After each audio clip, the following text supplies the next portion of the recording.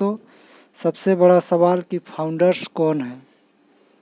जी हाँ दोस्तों, ये सवाल इसलिए भी उठाया जा रहा है कि जो लोग ऑन पैसिव कंपनी के फाउंडर बने हैं तो वो लोग की कोई पहचान होनी चाहिए, कोई आइडेंटिटी होनी चाहिए।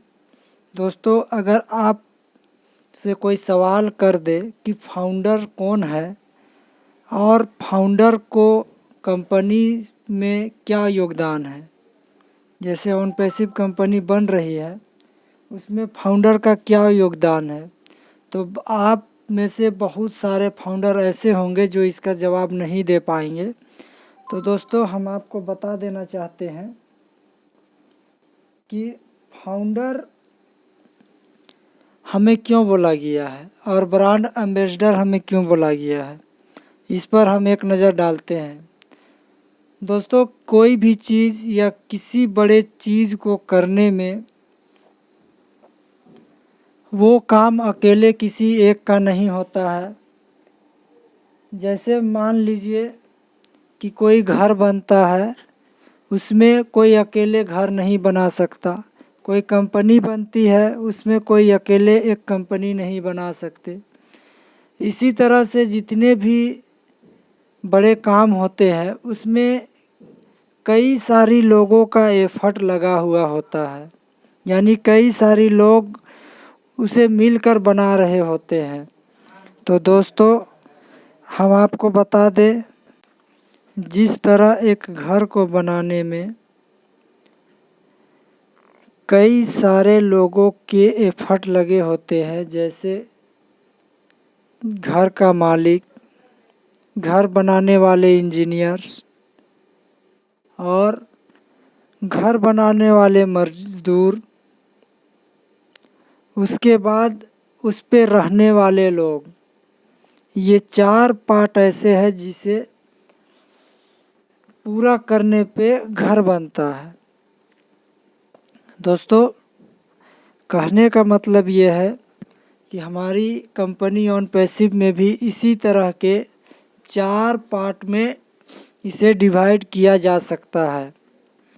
जैसे कि हम सभी जानते हैं कि इस कंपनी के CEO मिस्टर एस मुफारे हैं, यानी कि इसके जो कर्ता धर्ता है, जो इसके क्रिएटर है, जो इस कंपनी को खड़ा किया है, जो इस आइडिया को दुनिया के सामने लेकर आए, उसका नाम है एस मुफारे।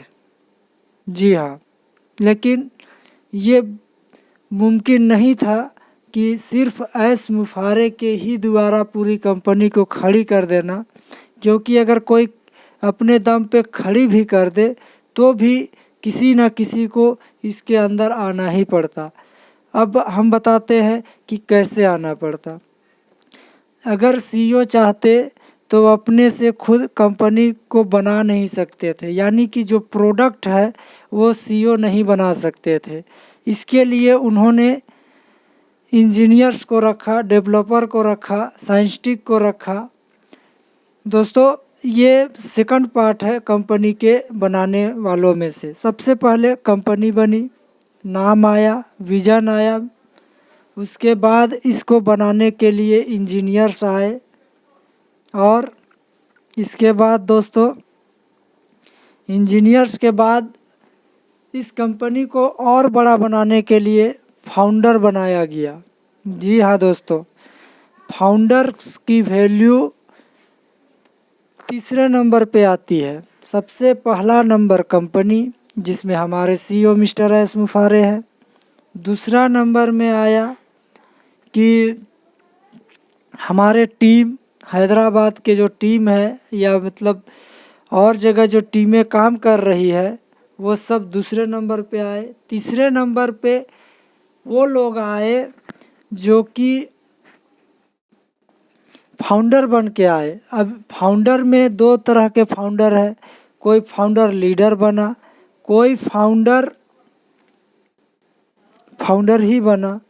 सभी फाउंडर लीडर नहीं बने, या सभी लीडर फाउंडर है लेकिन सभी फाउंडर लीडर नहीं बने। दोस्तों अब चौथा इसमें कौन आने वाला है, हमें सोचने वाली बात है कि चौथा इसमें कौन आने वाला है। जिस तरह से एक घर बनाने के लिए उसके मालिक की ज़रूरत होती है, उसे अंजाम तक ले जाने के लिए इंजीनियर्स की ज़रूरत होती है डिज़ाइन करने के लिए। जब डिज़ाइन हो जाता है तो उसे पूरा करने के लिए एक मज़दूर की, एक ठेकेदार की ज़रूरत होती है। तो हमारा पोजीशन इस पे यही है कि हम इसे बना रहे। ठेकेदार का काम होता है कि वो उस चीज़ को बनाता है, तो हम क्या कर रहे हैं, हम इसे बना रहे हैं। और उसके बाद जो इसमें ठेकेदार के बाद जो काम होता है वो मज़दूर का होता है। तो मज़दूर क्या करता है, उसको पूरा करता है, उस काम को पूरा करता है। मज़दूर अपने हाथों से बनाता है। इसी तरह से फाउंडर जो है कि फाउंडर इस कंपनी को सपोर्ट दे रहा है, यानी कि बता रहा है, लोगों तक पहुंचा रहा है। फाउंडर का काम यही है, ब्रांड एम्बेसडर का काम यही है कि वो लोगों को इसकी सही नॉलेज दे रहा है, सही जानकारी दे रहा है, ताकि जो इसमें मज़दूर बन के आए, जो कस्टमर बन के आए, वो लोग इसे अच्छी तरीके से समझे और इसे बनाए। क्या बनाए, इस कंपनी को बड़ा बनाए। यहाँ घर नहीं बनाने का बात हो रही है, यहाँ समझाने के लिए उदाहरण के तौर पे हमने इस टॉपिक को चुना और हमने मज़दूर और घर के एक मिसाल के तौर पे हमने बताया। यहाँ पे जो कस्टमर आएंगे, अब कस्टमर बहुत सारे आएंगे, लाखों आ सकते हैं, करोड़ों आ सकते हैं, अरबों आ सकते हैं। कितना आएगा कोई नहीं जानता। हाँ, लेकिन इतना ज़रूर है कि इसमें कस्टमर उतना आएंगे जितना अभी किसी को अंदाज़ा भी नहीं है। और किस लिए आएंगे, हमारे प्रोडक्ट में न्यू टेक्नोलॉजी है, हमारे प्रोडक्ट की कैपेसिटी ज़्यादा है, हमारे टेक्नोलॉजी डिस्ट्रक्टिव प्रोडक्ट है, ये डिस्ट्रक्टिव टेक्नोलॉजी है, ये नए ज़माने की टेक्नोलॉजी है, इसलिए हमारे प्रोडक्ट में ज़्यादा लोग आएंगे। तो दोस्तों कहने का मतलब ये है कि जिस तरीके से एक ठेकेदार से, एक घर के मालिक से लेकर घर में रहने तक के बीच में जो लोग इस घर को बनाने में एफर्ट लगाते हैं, उसी तरीके से ऑन पैसिव कंपनी में भी सीईओ से लेकर कस्टमर आने तक के बीच में जो लोग इस पे काम कर रहे हैं, उनका कहीं ना कहीं इस पे योगदान रहा है और कहीं ना कहीं वो लोग इसे बड़ा बनाने में किसी न किसी तरह से कंपनी की हेल्प कर रहे हैं। अब बात आती है कि पैसे की। तो दोस्तों ये जाहिर सी बात है कि जब कोई घर बनता है तो सबसे ज़्यादा बेनिफिट किसको होता है, घर बनाने वाले को होता है। उसके बाद इंजीनियर्स को होता है, उसके बाद जब ठेकेदार को होता है, उसके बाद कस्टमर को होता है। तो इसी तरह से सबसे ज़्यादा इसकी बेनिफिट कंपनी को होगी, उसके बाद इंजीनियर्स को होगी, जो टीम है उसकी होगी, उसके बाद फाउंडर की होगी और फाउंडर के बाद कस्टमर की होगी। अब ये लोग सोचते होंगे कि हमारे नंबर इतने पीछे क्यों आ रहे हैं। तो दोस्तों कस्टमर की जब इनकम होगी, जिसने एक पैसा भी कंपनी को नहीं दिया या कंपनी पे नहीं लगाया, उसकी भी इस प्रोडक्ट की यूज करने से इनकम होगी।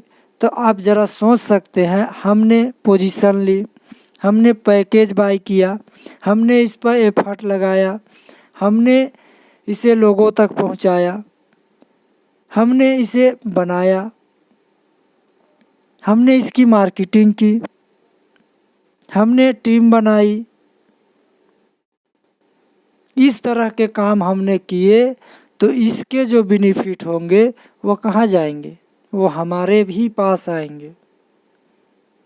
टाइम लगेगा लेकिन इसका फल हमारे पास ही आने वाला है। तो दोस्तों, आप इस सोच के साथ इसे आगे बढ़ाएं कि जब ये पूरी तरीके से लॉन्च होगी तो इसका बेनिफिट आपको किस तरह से होगा, आप अंदाज़ा लगा सकते हैं। यह एक छोटी उदाहरण है, इससे बड़ी बड़ी उदाहरण भी लिया जा सकता है इस कंपनी में, क्योंकि आईटी क्षेत्र एक ऐसा क्षेत्र है जिसका कोई हद नहीं, यह समुंदर की तरह है। इंटरनेट एक समुंदर है, जिस तरह समुंदर की गहराई को नहीं मापा जा सकता, उसी तरह इंटरनेट की गहराई को भी नहीं मापा जा सकता, इसके ट्रैफिक को नहीं मापा जा सकता। ये कब कितना आ जाए, कब इसका क्या यूज हो जाए, ये कोई नहीं जानता। बड़े बड़े कंपनी आए और बड़े बड़े कंपनी चले भी गए, बहुत छोटे कंपनी आए बहुत बड़े बने, बहुत बड़े कंपनी आए छोटे बन गए। तो इसीलिए दोस्तों, ये सारा कुछ तभी होगा जब हम इसे पूरी तरीके से मार्केट में उतार देंगे। तब उतारेंगे कैसे? तो जब हम इसके बारे में जानेंगे, लोगों तक इसकी बातों को पहुंचाएंगे, तब जाके हमें इसकी बेनिफिट होगी। इसीलिए दोस्तों, इसीलिए कहा जाता है कि हमें कंपनी के सभी नॉलेज को लेते रहना है, ताकि हम लोगों को ये बता सके कि हम क्या है और हम क्या करना चाहते हैं। अब इस कंपनी का बनाने का मकसद CEO मिस्टर एस मुफारे का क्या है,